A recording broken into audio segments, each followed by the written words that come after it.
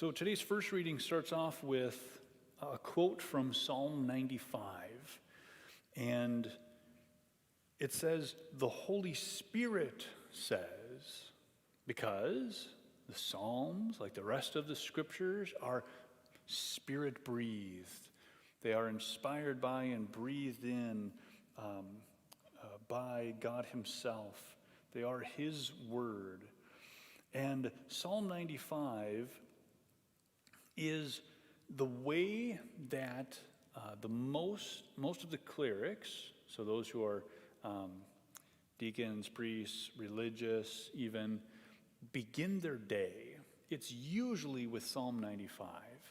There are times when you can use a different psalm, but this is, and it's kind of interesting because we got the last part of the psalm in this reading from the Hebrews. And this is how Psalm 95 ends. "So I swore in my wrath, they shall not enter into my rest." Well, good morning. That's how we start the day. And it's this warning that says, if we remain like the people from the story of Exodus that Moses led out and through, out of Egypt and through the desert, they kept on complaining instead of recognizing God's good deeds, instead of giving Him glory, even in the midst of the difficulties. God's people had turned against God every time things went sour. And so, God said, "I swore in my wrath, they shall not enter into my rest." Because they're not of their own choice. They're not entering into God's rest.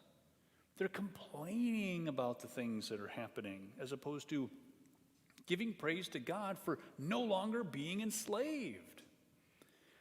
And so then, the author to the letter of the Hebrews says, after that quote, "Take care that none of you may have an evil and unfaithful heart, so as to forsake the living God." Take care of what your heart is doing. And he says this, and this is the key thing for today's reading. "Encourage yourselves daily, while it is still today." Right? So there's no room for procrastination on this one. "Oh, I'll do it tomorrow. I'll make up for it. I'll give 2 words of encouragement tomorrow." No. Encourage each other daily while it is still today. Encourage yourself and others. I'm going to add that one in there. It says encourage yourselves. This is a plural, right? Encourage yourselves. So encourage yourself, but also encourage yourselves, all the community. Encourage yourselves daily, so that none of you may grow hardened by the deceit of sin. Because we're going to run into difficult times. People are going to sin against us. Sometimes we sin against ourselves.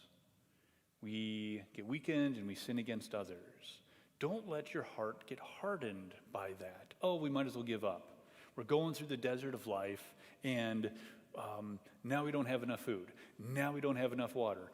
God really isn't all that great. I'm just complaining. The food we do have is starting to get really old. The water we have is bitter." Constant complaining. Encourage yourselves daily because life is difficult. We need encouragement. Do not let your heart grow hardened, even though people are going to sin against you, even though more than likely you're going to fall. God gives us the sacraments. He gives us His grace to stand back up, to be united with Him again. If only our heart would be repentant and then encouraging. It is then that we can receive the healing of Christ, which we hear again, the healing story of the leper by Jesus in our gospel once again today. Be healed by accepting and remembering the good things that God has done for you every day. Focus on the positive, not on the negative. Don't ignore the negative, but focus on the positive and God's grace working through the negative. There is where we hear God's voice. The positive things that are happening, even in the midst of the negative. And so, if today you hear his voice, we heard in Psalm 96, and we proclaimed Psalm 96. If today you hear his voice, harden not your hearts. Speak encouragement, and let your heart stay a spiritual heart, a fleshy heart, a heart that comes from God, a heart after God's own heart.